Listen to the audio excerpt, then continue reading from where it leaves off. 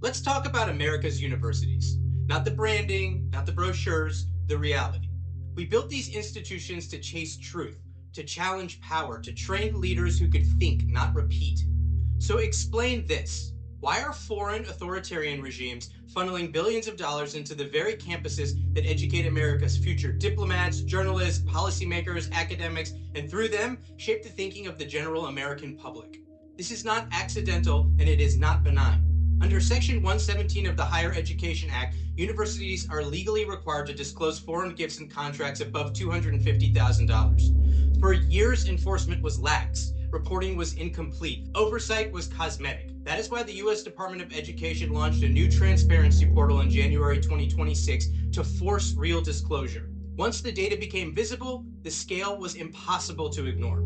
Qatar alone accounts for roughly $6.6 billion in disclosed donations to U.S. universities since the 1980s. Cornell around $2.3 billion, Carnegie Mellon roughly $1 billion, Texas A&M just under that, and Georgetown close to $1 billion itself. And Georgetown matters. Not just an academic institution, it is a pipeline into U.S. foreign policy, diplomacy, intelligence, media, and the nonprofit industrial complex. It helps define how elites and downstream, the broader American public, understand the Middle East, Israel, terrorism, power, and morality. So ask yourself this. Why would a foreign government invest billions of dollars into educating American students, shaping American scholarship, and influencing American public discourse? There is only one rational answer: influence. No state spends that kind of money for charity, no authoritarian regime invests in open societies out of goodwill, and no foreign power funds education without expecting ideological return.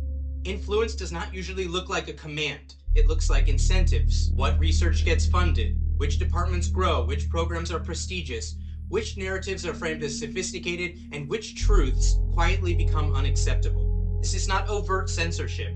It is soft power capture. And we have seen the consequences play out in real time. After October 7th, American campus did not erupt spontaneously. They revealed something that had been cultivated for years: moral inversion, apologetics for terrorism, intimidation of dissent, all wrapped in the language of scholarship and social justice. That does not happen in a vacuum.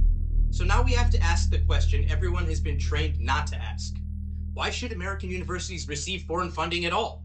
These are domestic institutions, educating American citizens, shaping American values, and producing future leaders. If they require funding, it should come from Americans, not foreign regimes with geopolitical agendas fundamentally hostile to Western interests. If a university cannot survive without foreign money, it has already compromised its independence. At minimum, transparency must be absolute. Every department website should list its donors. Every endowed chair should disclose its funding source. Every student should know who is paying to shape the ideas being taught. But frankly, even that might not be enough. The correct policy is simple.